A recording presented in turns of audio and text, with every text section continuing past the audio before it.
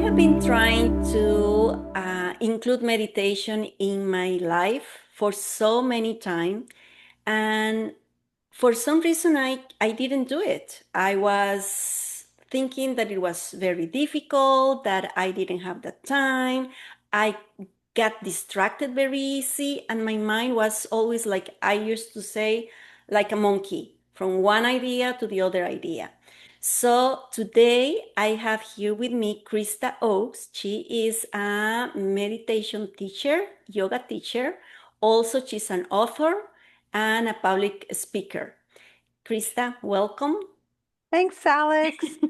I'm so happy to have a conversation with you. Yeah, yeah, I'm so happy you are here to help us, because I have been talking around with some ladies and asking about meditation, how difficult it is for them to meditate, and answers are very similar. So that's the point. That's what I want to talk about today. Well, for those who doesn't know me, my name is Alexandra Laverde. I am a wellness and health coach, and I work with women over 40 years old. So, Krista, I remember when I took my 30 days class with you about meditation. It was a workshop, and we used to get together once a week, meditate for an hour. Well, it was like 30 minutes, right? 30 minutes teaching and other 30 minutes meditation. And that was the moment when I understood what was wrong with what I was doing. And for me, and this is my experience, is that I had, I think, the wrong expectations. Mm. I was thinking that meditation will be something that it will make me feel relaxed, like magic, or to have some, I don't know, some um, ideas, different ideas, something like that. The thing is that when I took your class, I understand that meditation is not that. And everybody, it is different for everybody. So, can you tell us how you started with meditation? Sure. Yeah, I actually learned to meditate when I was in college. So that was over 30 years ago now. Okay. And I was very fortunate that my mom encouraged me because I was dealing with a lot of difficult things in my life. My dad was actually ill and not well, and I was in college, and she said, "I think this will help you." And so she sent me to learn meditation, and I actually learned through the formal technique of TM, which stands for Transcendental Meditation. Mm-hmm. That was my starting point, and it changed my life forever. It changed my life forever. Mm-hmm. It truly changed the trajectory of my life, and it changed how I look at life. And it taught me a skill that has been with me through the test of time. That doesn't mean I've always meditated consistently and regularly, but Mm-hmm. it was a practice that I could return to again and again when I realized that I needed to reintroduce it, to bring it back to the more the forefront of what I was doing in my life. Mm-hmm. And it has always been there for me in one way, shape, or form. TM has for me personally evolved into other. I don't necessarily always use exclusively the TM technique, but it created the foundation for everything else that I built on from that point on. Mm-hmm. Yeah. And of course, now being able to teach it and share it with others, it's been Yeah. so life-changing for me that it really is. I'm so passionate about it that every time I get the opportunity to support somebody who's curious about meditation, it lights me up. It makes me very excited. Well, So like me.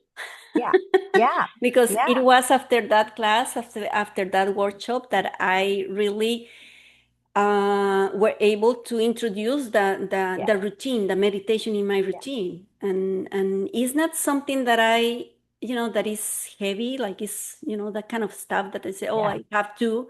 No, it's yeah, something that I really enjoy now. yeah. Um, Wonderful. you know, Last week, inside my community, I was talking about the tools that we learn along the way, and meditation was of those. And the thing is that sometimes we learn something or we hear something, and I'm pretty sure everybody here knows the benefits of meditation. Mhm. There are so many books, there are so many people talking about, there are even stars, actresses and Right. actors that they practice meditation, and they can tell us the benefits that that these have in their life, in their business and Yeah. everything. But talking about the tools, I realized that many people, they learn something, but then they decided that they are busy, that is not the time, that is too difficult, that is not for them. So sometimes we just don't give the try, don't give us the time to try something new. Yeah. When I was talking about meditation, I start asking what is the biggest struggle that they have. And there are three answers that I got here from different people. But the one that they say the most was quieting my mind. Yeah. So let's start with, why do you think first meditation is difficult for some people? I think it's difficult because of our expectation of what we think it's supposed to be. And so when we don't have that experience that matches our expectation, we think we can't do it. We're not good enough. This isn't for us. This is only for other people. I can't possibly do this. Mm-hmm. Because for whatever reason, for lots of different reasons, we have this idea of what meditation is supposed to look like, what it's supposed to feel like, what the experience is supposed to be like.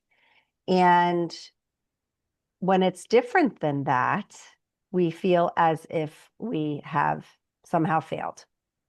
And so I think one of the biggest misconceptions and one of the things that we can do most for ourselves is to get a clear understanding of what meditation is and what it isn't, and have more accurate expectations of what it's supposed to be. So when you say that most of your community shared that they had trouble quieting their mind, that is also what I hear from my students. Mm-hmm. And I think it is the number one misconception and Yeah. thing that we don't understand. Because if you have this idea that your mind is going to be quiet when you sit down and meditate, you are never going to achieve that goal. I really It's not believe like that. a switch that we have It and is, okay, off. that's right. It is not a switch. And in my experience and in my opinion, it never fully switches off. Mm-hmm. Meditation is not about emptying the mind. I do not believe the mind ever truly empties. It is not about having no thoughts. Meditation is more about what we do with the thoughts and our relationship with the thoughts and how we spend that time with ourselves. It's much more about that than needing to quiet the mind. So if we have this expectation that if we're only meditating correctly if our minds are quiet, then we're never going to think that we can do it. Yeah. The other thing that's really valuable to understand about this is that when we meditate, we call it a meditation practice for a reason. We are practicing what to do with the mind and the thoughts. And in that practice, it becomes a training of the mind. So Mm-hmm. if you've ever tried to do anything once, chances are you're not going to be very good at it. Yeah. Good, Yeah. right? Mm-hmm. Mm-hmm. It takes some consistency. You have to give it a chance. You have to train the mind in order to understand and to know what to do with the mind when you sit still and get quiet and meditate.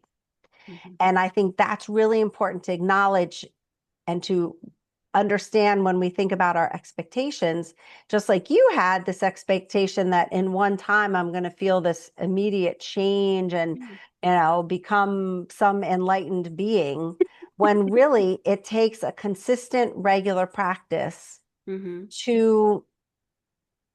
to get all of the benefits of the mind training. Now, I do think there are benefits that you can experience pretty quickly. And I think it can be surprising how quickly you can feel some of the benefits. But I also think that the benefit of training the mind comes only through a consistent, regular practice. And that consistent, regular practice can be many different things. That doesn't mean that you have to meditate in a silent, dark room for 30 minutes uninterrupted, and that's the only way you're going to get the benefits. There are a lot of different ways and things that I acknowledge as meditation that maybe aren't the traditional thing. We talked about expectations. If you think that meditation is only effective or helpful or beneficial when you find a completely quiet space and you have to have at least 30 minutes, and if you get interrupted or you have a thought, then it's useless and you might as well give up on the whole thing, right? I've meditated in my car. I've meditated in an intersection on the sidewalk. I've meditated in a busy airport with people all around me. I've meditated with my eyes open. I've meditated in all different kinds of circumstances, really. And so when we open ourselves up to what meditation looks like and what the definition of meditation is, we can really recognize that we can get a lot more from even smaller, shorter, different looking moments than it needing to be some ideal where we're sitting with our eyes closed and mudra and spine nice and straight and all those kinds of things, which again makes it more unattainable, more elusive, and it feels like something that's only for other people.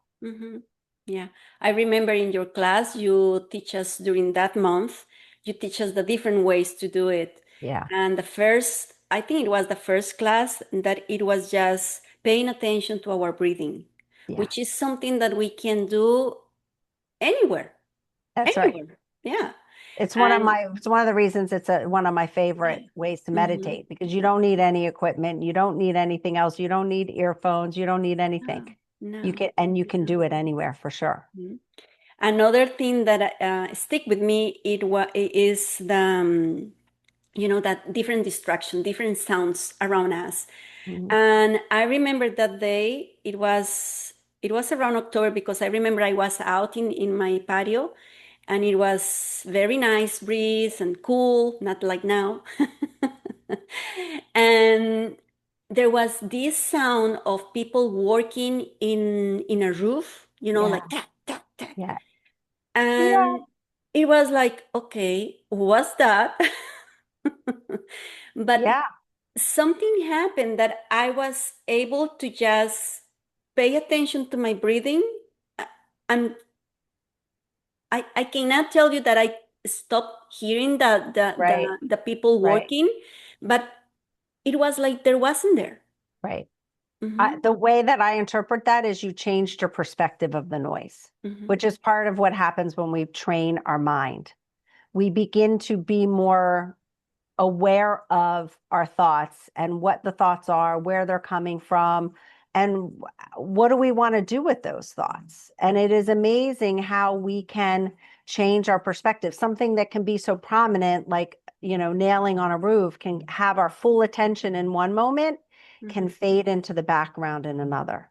One minute we can feel angry and have all these emotions and have these strong feelings, and then we can simply let them fade into the background. And the next minute, it's like, what was the big deal? That was no big deal. Yeah. And that is what happens when we meditate. That's one of the gifts and the training of the mind that happens, is we begin to have this relationship with our thoughts where we can observe our thoughts as something separate from us, as something that we can choose what to do with. And so we can choose to put our attention on, the hammering of a roof, or we can choose to put our attention on our breath. And when we put our attention on the breath, we might even still hear that noise, that sound, but it doesn't become the focus of our attention. Yes. A big analogy I often use is like a TV that's on in another room, or, when it first comes on, it can be really glaring, but eventually you don't hear it anymore because you don't put your attention on it. And so really, when we meditate and in life, we can choose where to put our attention. And when we meditate, we are practicing where to put our intention. So in some ways, those distractions and those noises and those random thoughts are actually opportunities to train their mind. They're opportunities to make a conscious choice of what to do with that thought. Yeah. Right. And inevitably the mind will wander and it will get distracted. And we are human, and that is part of what we are supposed to do. Yeah. And so it's not about pushing those thoughts aside or being angry that thoughts happen, or, we're planning our meal time or our grocery list or a conversation. It's more about, okay, is this the time and the place? What do I need to do with this thought? And consciously choosing where we put our attention. And when we do that in our meditation practice again and again and again, it then allows us to have that brain training, strengthening our mind, so that in everyday life, when there's something that's annoying around us or there's a thought that we can't let go of, we can choose where we put our focus. Yeah. Do we want to focus on what we're angry about, or can we focus on something positive? And I think that's how it's such a beautiful example that you bring up. Because if we have this idea that everything needs to be perfect in order for this to be effective, that it's never going to be perfect.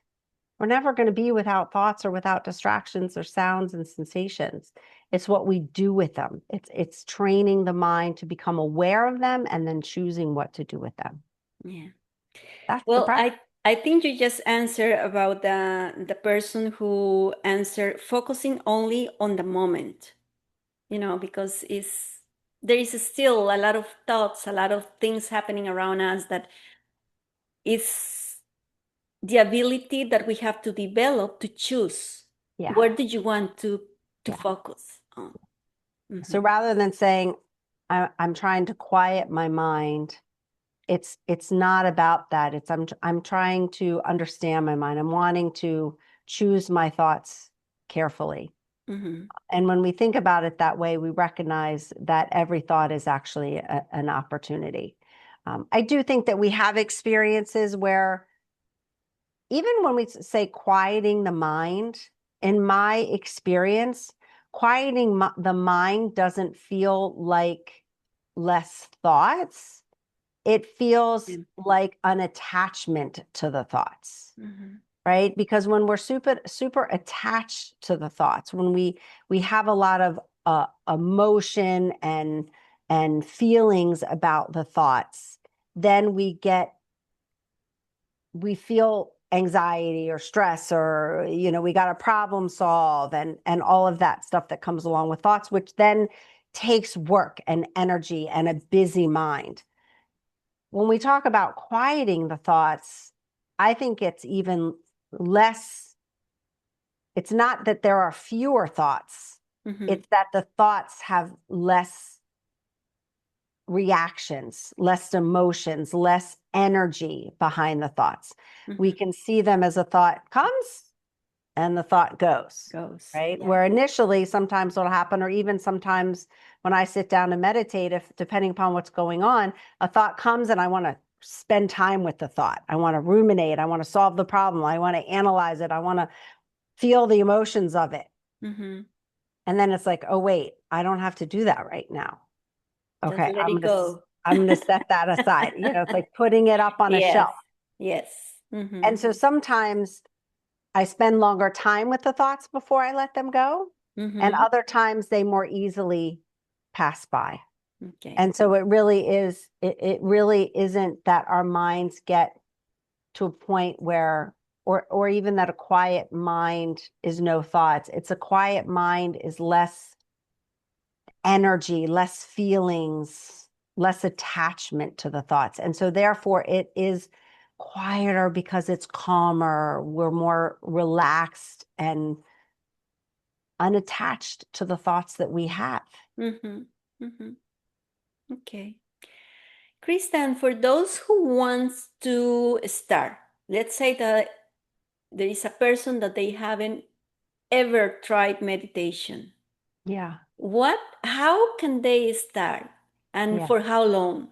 Because that was another thing that I remember uh, coming back to the class, that class made me feel like it was very difficult, but at the end I was able to do it. So I was super happy that Yeah. I learned how to do it. Yeah. But the first class, you said, let's sit for 30 minutes. And I was thinking, oh my God, 30 minutes without moving and without, no. Yeah. But Yeah.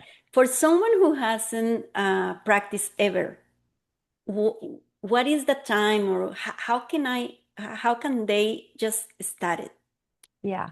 I think with any new habit, any new um, self-care or wellness thing that you're wanting to introduce or whatever it might be, you want to break it out into small baby steps. Mm-hmm. And you want to be with that one small baby step before you take the next step, right? And so one of the baby steps that you can take, which is no small feat or no, it really is probably the most important step, is to actually show up, is to actually choose to sit, to close the eyes for a moment, to be quiet, and to be with the thoughts that come. Mm-hmm. And so whether or not that's for 1 minute, 5 minutes, 10 minutes, 60 minutes is irrelevant initially. Okay. The number one thing that you can do to begin is to, throughout your day, take 1 minute that you designate as time to be still and quiet. Mm-hmm. Take 1 minute. 1 minute. 1 minute to show up for yourself in your day, Mm-hmm. where you close the eyes, you take a few deep breaths, you hear the sounds around you, you feel your heartbeat. To do that for 1 minute, and do it for 1 minute for as long as you want to, until you decide to say, today I'm going to do it for 2 minutes. Yeah.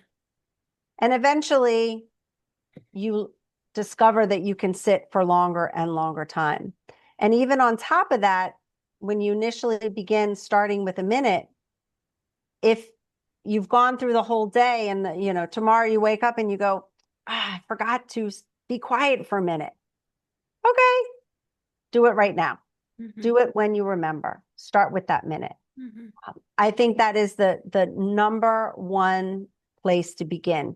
Even simply acknowledging throughout your day, okay, I'm breathing, I hear sounds, I'm going to focus on myself. Mm-hmm. Even if the eyes are open, even if you're in the airport and you think, oh, okay, I want to meditate. I'm Yeah. going to take this moment and say, Yeah. I'm going to meditate. I think that's the best way to begin. I think the reason that you found success and that this course worked for you, in addition to timing and all kinds of things that have to go on that it was right for you, is that by creating this 30-day experience that I did, you commit to the 30 days before you begin, and there's check-in and accountability and a group of people to support you along the way. Mm-hmm. Because if we decide we're going to show up once and hope and see what happens later, when that experience is different than what we expect, or we don't get instant results and everything in our life isn't totally perfect, then we give up. We give up. And I think that having a group and an accountability and a course that walks you through with others, The guide. Yeah. I think that's why you had success in that experience, and why I've set this course up this way, Mm-hmm. is because we're not alone on the journey, and we can have other people, and myself included, to ask questions, to check in, to normalize our experience and our expectations, so that we can know that we are on the right path and that we're on that path with others. Yeah. And I think 30 days is a really good time for establishing a new habit. Yeah. Even if throughout the 30 days you're only sitting still and quiet for 1 minute, you are going to be so much further along on the journey. Um, because it is a lifelong habit, it's not something that we get to some ending point and Mm-hmm. okay, I've meditated for 30 days, every day for 30 days. Now I'm set and I'm good and it's automatic. It's always a practice. It's always something to return to. It's always something to come back to.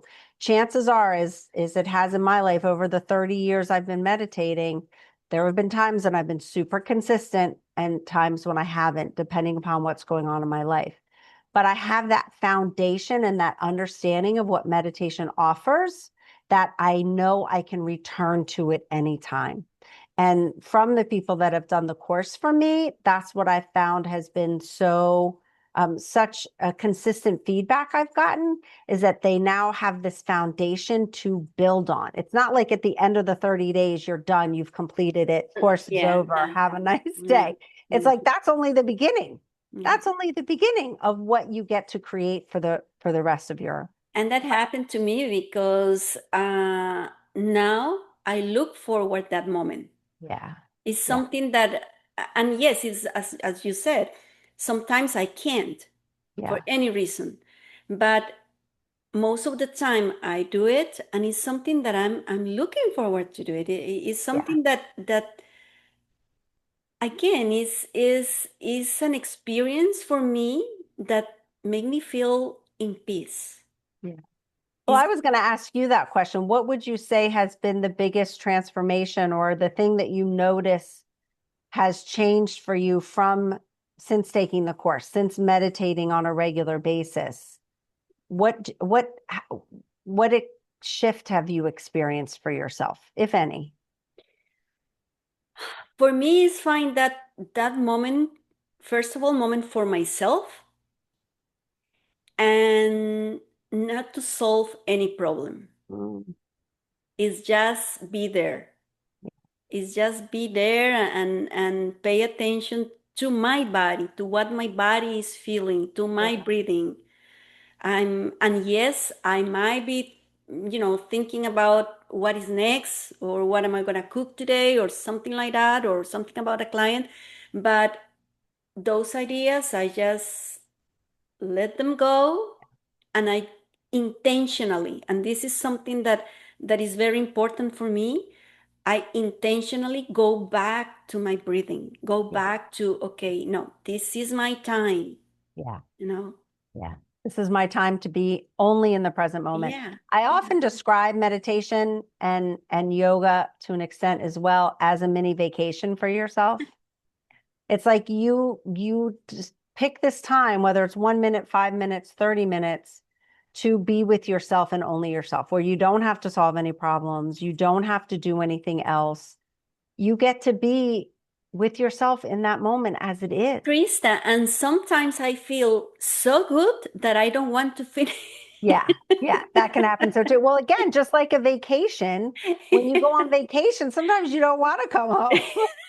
And some, but when you do come home, you're fueled up, you're sustained, you're filled up, you feel better. And so therefore the rest of your day, in this case with meditation, or when you come back from vacation, the problems are still there, work is still there. It doesn't make all that stuff disappear, Mhm, but mhm. it gives us that rest and that awareness of the present moment and that relationship to our thoughts that allows the other, 23 hours and whatever Yeah. 30 minutes of the day feel more manageable and more in our control and more how we want it to be Mhm. because we learn how to be intentional when we meditate, simply by Absolutely. being in the present moment and not doing anything. Yes, Yeah, absolutely. yeah. Mhm. Beautiful.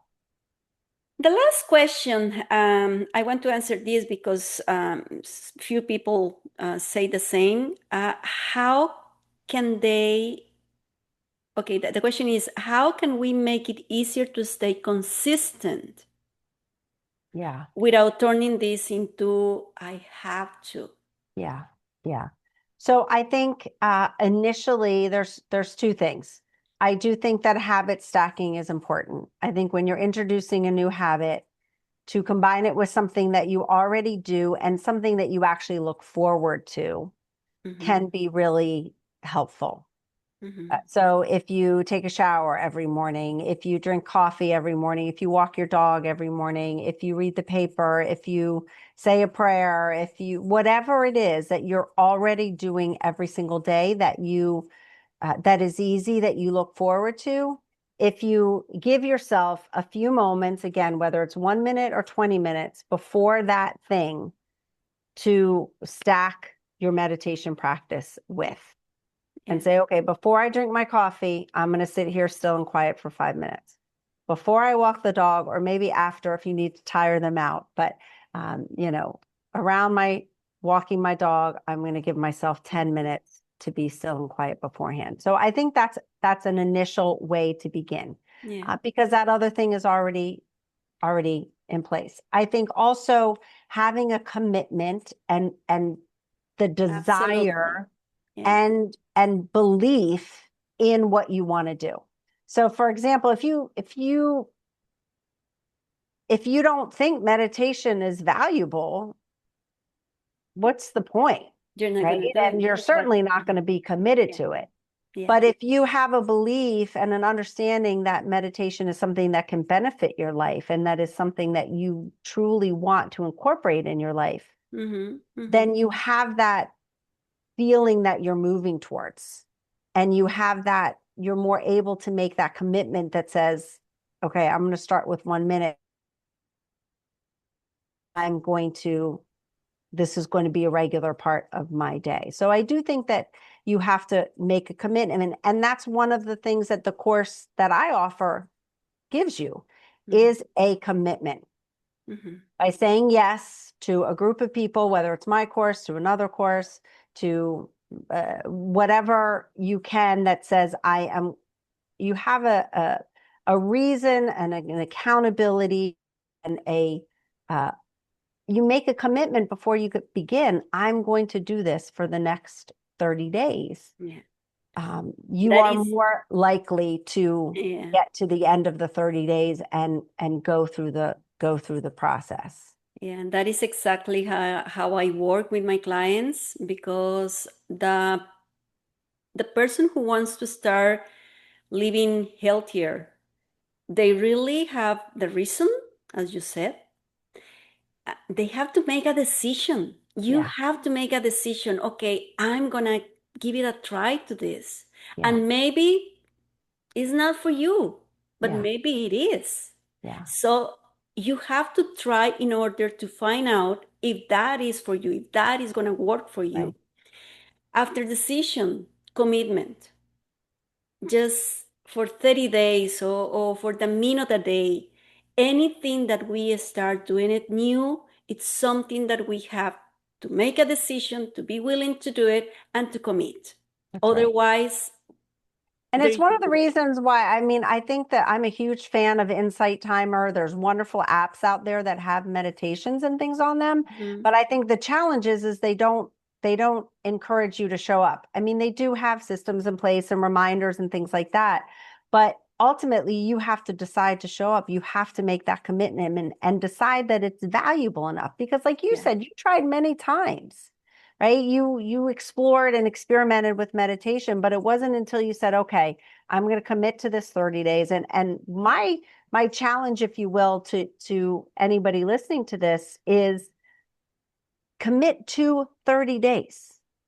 Join the course, find another way. It doesn't have to be mine, but of course I'm a pretty strong advocate of mine. I do think it works. And so if you commit to the 30 days, explore it, commit to it to 30 days. At the end of the 30 days, you get to decide, right? If that wasn't for you, if it's not something that you found benefit in, that wasn't worth of your time, then let it go. But you'll know you will never know if you don't at least start, but by committing to those 30 days, you'll know. And even during those 30 days, it doesn't mean that you're not going to miss a meditation within the 30 days or that some experiences throughout it are going to be challenging, but I work you through all of that. Those are things that we expect to happen, and that I work with you, and that as a group you work together to manage those experiences that come up and the challenges that come up throughout the 30 days. It's not that the 30 days are going to be perfect and rosy. It's when things get challenging, what do I do? So that by the time you get to the end of the 30 days,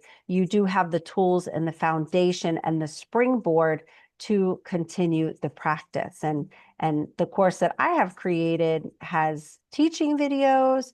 It has meditations that you get each week. There's worksheets and reflection sheets, and there is live times when we come together to meditate together and to have a chance to answer questions and connect with other people that might be having similar experiences, and to keep you motivated, to keep you going on the path. Plus, every day I check in with you. I send you an email every single day to help you stay on track, to know that you are basically to remind you of the commitment that you've made to yourself. Yeah. And you also have access to the course forever. So you can come back to those meditations. You can back to some of the lessons that you might need throughout the seasons of your life to return and to reconnect with your practice. But the reason my course is called Meditation Made Simple, Become a Meditator in 30 Days, because I really do believe if you can go through the course, by the end, you will be a meditator and you will be able to claim that for yourself. And that might look very different for each of us, but the 30 days is set up so that at the end, you will be a meditator. Okay, well, Krista, thank you so much. You're welcome. It You're has been welcome. a very nice conversation, Yeah. and I hope that everybody who is listening or watching this video just give yourself this gift, Yeah. because it's really gonna help you in any moment. And again, there is no perfect moment. I know everybody's so busy, but you have to give yourself the chance. Yeah. Yeah. Create that space for yourself. Create that space Absolutely. for Yeah. yourself. Yeah. And Right. thanks for inviting me to have this conversation with you, Okay. Alex. Thank you so much. I really Yeah. enjoy it. Yeah. Yeah. I Yeah. appreciate you. You have changed my life and you have really been an asset to me on my wellness journey and as a friend and as a colleague. And I really appreciate you. Thank you. Same here.